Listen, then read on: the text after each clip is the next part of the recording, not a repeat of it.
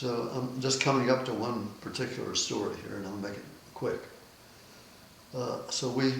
They cooked our rice, and we'd send the detail over to carry it over to our camp. There were still the 400 of us, and served it up there, and then another detail would take the empty pots back, So one evening I made the detail to take the empty pots back. Well, those prisoners in that camp were richer than we were, and they gave us each a cigarette. There were 9 of us, I think, and they gave us each a cigarette. And so, if you get a gift of a cigarette, you light it up. You don't take it home with you. So I happened to be the last man in the line. I should have known better. Never be the last man in the line, or never be on the outside of a column. Anyway, we went out the gate, past the guard at the gate, all smoking those cigarettes. And in that camp, apparently it was a great sin to be smoking a cigarette. It was disrespectful to the guard if you were smoking a cigarette when you walked past the guard. Well, he didn't notice the other 8, but he noticed me.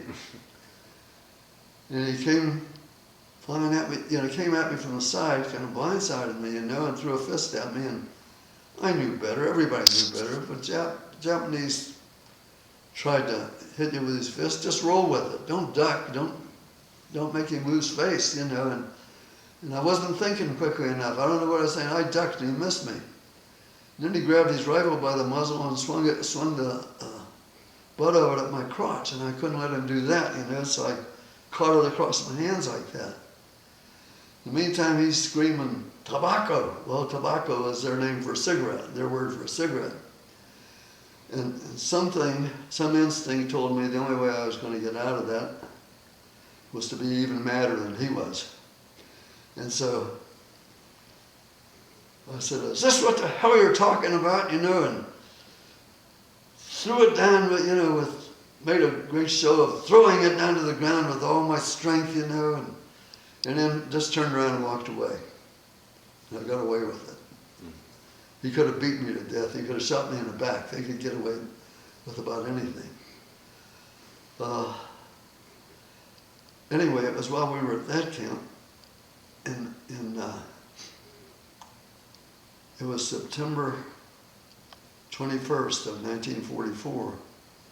We had our first air raid from American planes. We hadn't seen American planes in years, in several years. So I was with the group working on, it was another airfield there, and we were building revetments for the Japanese planes. Revetments are earthen hangars, no tops on them, but just sidewalls to protect planes from fragments from bombs, that missed the planes, but that fell outside, but things went out like that, fairly horizontally or in a cone shape.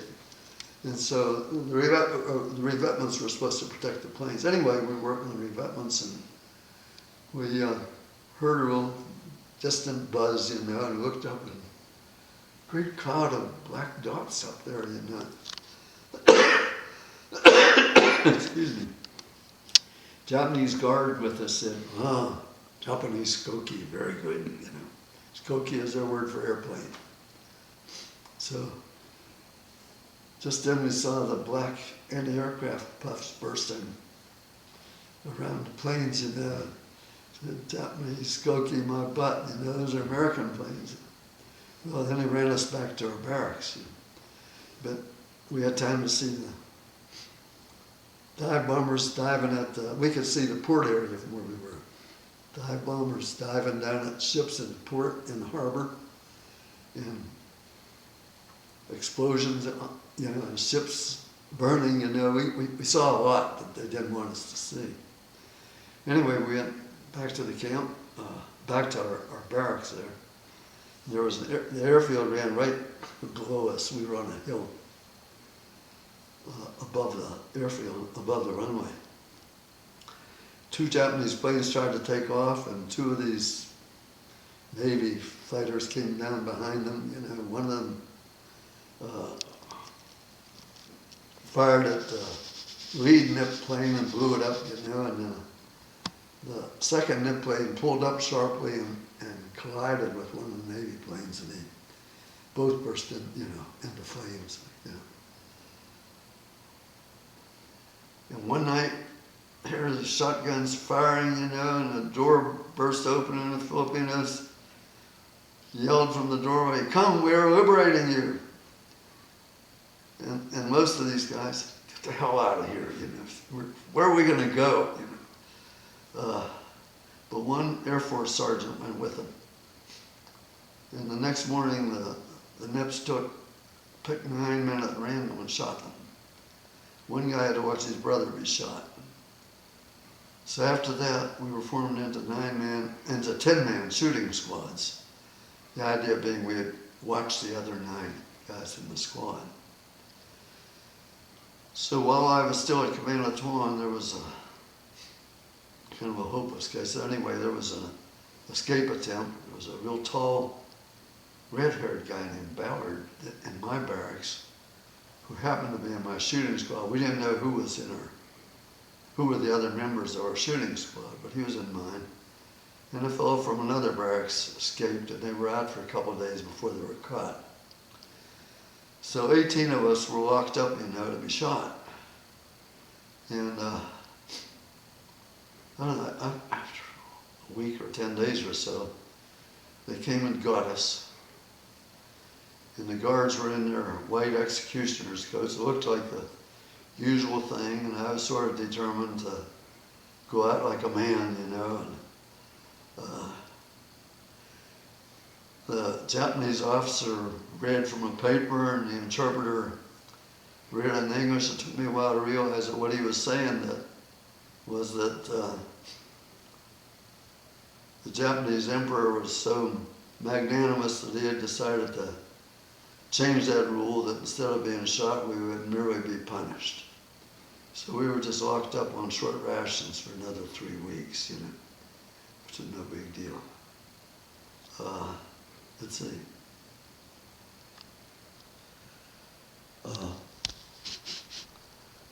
They weighed us once a month on our day off, a monthly day off, as I told you before. They weighed us in empty barracks. They took us in the barracks to weigh us. There were lines strung down one side of that empty barracks, a long barracks with fish hanging on the line to dry. So that was too much to withstand. So on the way out, I grabbed a couple of fish, you know, and stuffed them in my clothes and went over to my barracks. And I got over there and I got to thinking, this is insane. Because when I walked into that barracks to get weighed, there was fish solid on that line. When I took these 2 fish, I had to reach like this to get them because everybody else had stolen some. Those fish were not for us, they were for the guards. We didn't steal from our own. So I got clever and I jumped down. I was in an upper bay in that barracks. I jumped down, took those fish back over that other barracks and hung them back on the line. Well, sure enough, 5 minutes later, here came the guards with a big wicker basket screaming, you know, for all us dirty thieves to come down and put the fish back that we stole. And I was sitting up there congratulating myself. And this one guy who threw his fish in there, and he got knocked in the head with a club, you know, and lined up, and he looked up at me and he's, hey, how about Goldstein up there? I seen him take 2. And the guards came up and searched me, and I said, what are you talking about? I don't have any damn fish, you know. And anyway, they jerked me down out of there and put me in the line, and I had to stand at attention all night in the guard shack, fall asleep, and get slapped or punched across the face all night long. And well, that was gratuitous. That didn't need to happen. I didn't turn the guy in at the end of the war. I should have.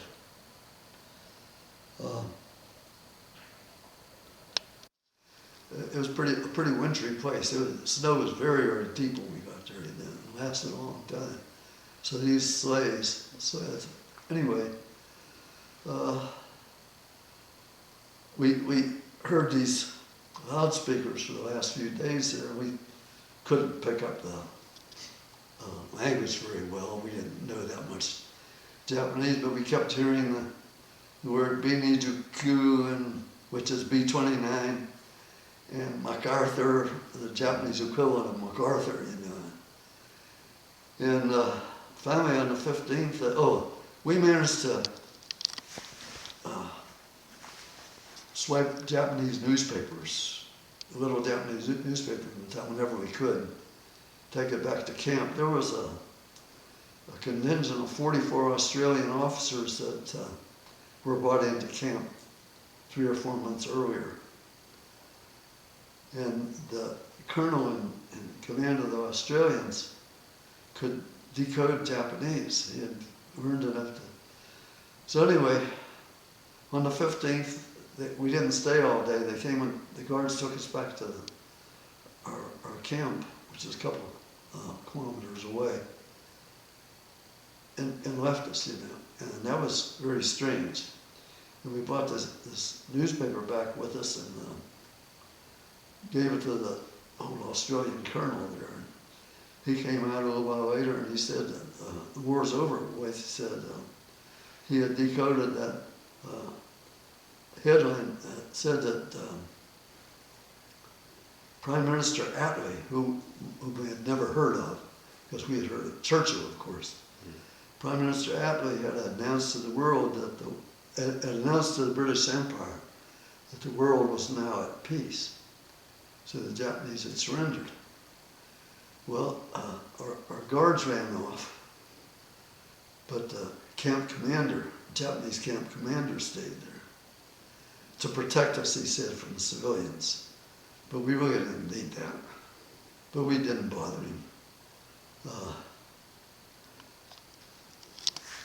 A few days later, an American Navy plane found us, a scout plane, and we had put out big POW signs in line on the ground there. And he circled the camp and he started dropping notes in small sandbags, a bag of sand and a little pocket for notes. And we had also put a sign, big sign we did a lot of work on, said food, cigarettes, and news. And the first note he put down was, got your message. Stuff will be here shortly. And he dropped 7 notes, told us about the atomic bombs that had been dropped, And while he was still circling, I think 20 Navy, I think they were dive bombers, came over and he dropped us a note, said, clear area for food drop. Well, we gave him space about 50 feet wide, and 100 feet long, or a little more than that, I guess. And these dive bombers came down over it was a tall fence.